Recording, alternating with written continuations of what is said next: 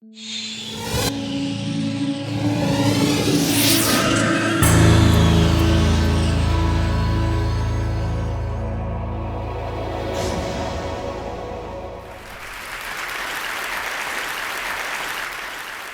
a child, I was raised by Native Hawaiian elders, 3 old women who took care of me while my parents worked. The year is 1963. We're at the ocean. It's twilight. We're watching the rising of the stars and the shifting of the tides. It's a stretch of beach we know so well. The smooth stones on the sand are familiar to us. If you saw these women on the street in their faded clothes, you might dismiss them as poor and simple. That would be a mistake. These women are descendants of Polynesian navigators, trained in the old ways by their elders, and now they're passing it on to me. They teach me the names of the winds and the rains, of astronomy according to a genealogy of stars. There's a new moon on the horizon. Hawaiians say it's a good night for fishing. They begin to chant. E ho mai ka hiki mai luna mai e o na me huna no ieu. O na mele, e homai, e homai, e homai e. When they finish, they sit in a circle and ask me to come to join them. They want to teach me about my destiny. I thought every 7-year-old went through this. Baby girl, someday the world will be in trouble. People will forget their wisdom. It will take elders' voices from the far corners of the world to call the world into balance. You will go far away. It will sometimes be a lonely road. We will not be there. But you will look into the eyes of seeming strangers, and you will recognize your ohana, your family. And it will take all of you. It will take all of you.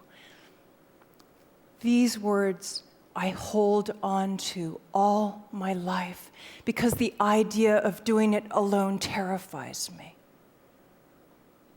The year is 2007. I'm on a remote island in Micronesia.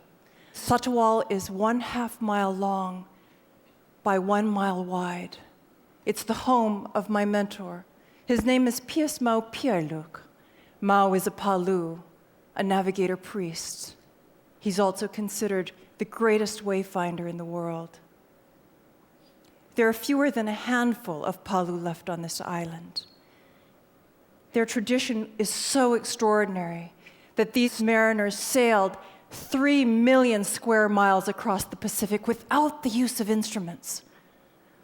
They could synthesize patterns in nature using the rising and setting of stars, the sequence and direction of waves, the flight patterns of certain birds, even the slightest hint of color on the underbelly of a cloud would inform them and help them navigate with the keenest accuracy.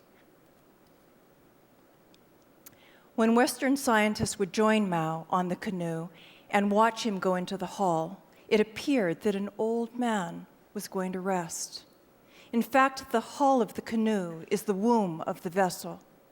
It is the most accurate place to feel the rhythm and sequence and direction of waves. Mau was in fact gathering explicit data using his entire body. It's what he had been trained to do since he was 5 years old.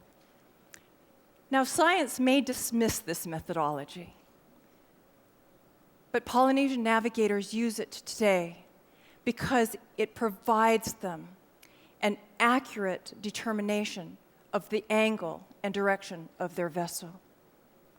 The Palu also had an uncanny ability to forecast weather conditions days in advance.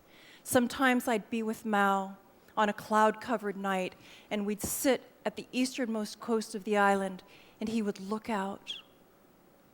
And then he would say, "Okay, we go." He saw that first glint of light. He knew what the weather was going to be 3 days from now. Their achievements, intellectually and scientifically, are extraordinary, and they are so relevant for these times that we are in when we are riding out storms. We are in such a critical moment of our collective history. They have been compared to astronauts, these elder navigators who sail vast open oceans in double-hulled canoes thousands of miles from a small island. Their canoes, our rockets, their sea, our space. The wisdom of these elders is not a mere collection of stories about old people in some remote spot. This is part of our collective narrative. It's humanity's DNA. We cannot afford to lose it. The year is 2010. Just as the women in Hawaii that raised me predicted, the world is in trouble. We live in a society bloated with data, yet starved for wisdom. We're connected 24/7.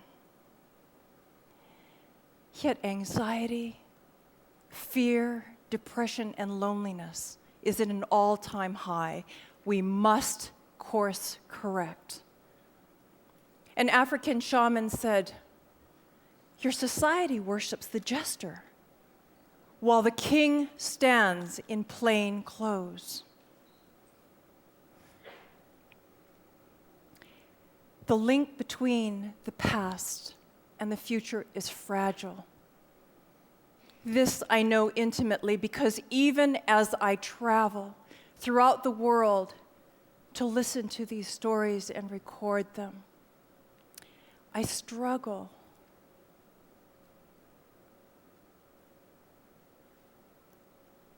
I am haunted by the fact that I no longer remember the names of the winds and the rains.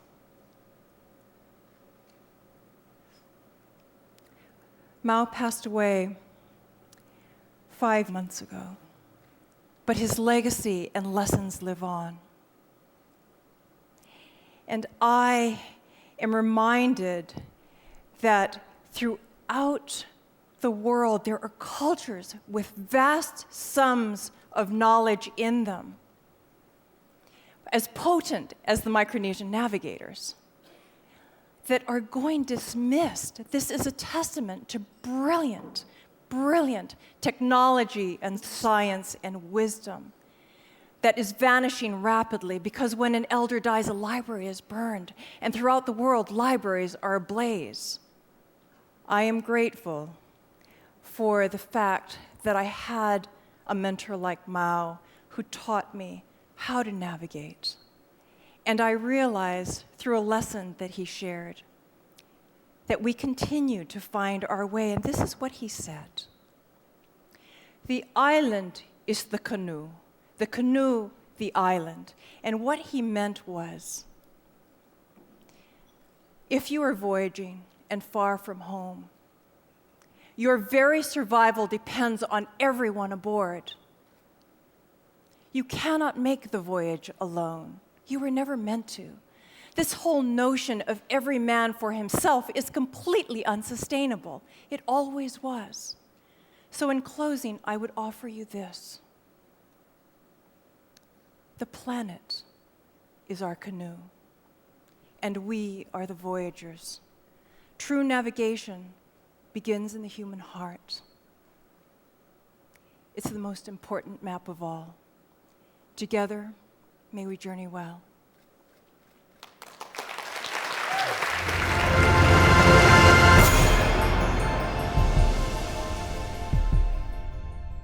I'm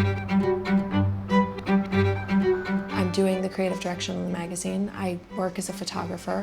I also have been curating. I do anything and everything related to photography that I can. Dossier is a biannual art and culture journal. We know so many creative people, and we wanted to sort of give people a forum to do projects that they might not be able to do for other magazines. My BlackBerry works with my lifestyle because I actually work from my phone, going back and forth with different clients constantly. If we're planning an issue of the magazine, I'm looking at proofs on my phone. The new one has a keypad and then also a touchscreen. I really like the keypad. I could not write long emails on a phone that just had a touchscreen. There's no way. I started taking pictures seriously when I was about 17, but I just didn't think it was going to be my job. Up until very recently, all of my personal work was pictures of just like what was around me. If I'm sitting around with friends, I usually have my camera, I take a picture of what I see. Bones! Pony! He's like, I guess this is where you want me. The quality of the camera on the BlackBerry is definitely good enough that I can do almost anything I want online with it. I contribute to a couple different blogs aside from the Dossier blog. A lot of times I'll just send them pictures from wherever I am taken with my BlackBerry. This is rainbow eucalyptus in Maui, and it grows by the side of the road. This is taken from the top of the Pompidou in Paris. It's the line to get in. That's a hedgehog in the souk in Marrakesh. It's the inside of my dog's mouth. I just travel a lot for work, you know. I have my phone with me everywhere I go. It works anywhere in the world, and that's awesome.